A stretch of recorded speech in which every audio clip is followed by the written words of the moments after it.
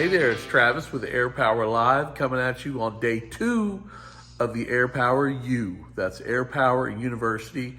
This is 2023. This is our first ever Air Power U. We have every single account manager in the facility in High Point, our corporate office. And today, one of the 5 segments is run by this guy, Nick Dees. How are you doing, Nick? I'm good, sir. How are you? Doing fantastic. Tell me what's your position with Air Power or with Graco. So my position is I'm the channel account representative. So my job is to support Air Power as a team and help you guys sell equipment. Okay, sounds good.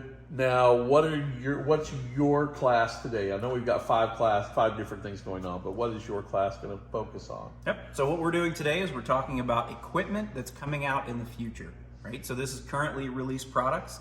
These are solutions to applications that are starting to come out in the field.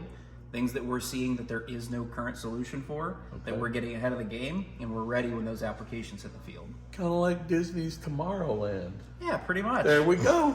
All right, man. So, again, one of the goals of this here is to identify manufacturing trends and emerging technologies, and Graco is a huge partner with that. So we work with them so we can help you.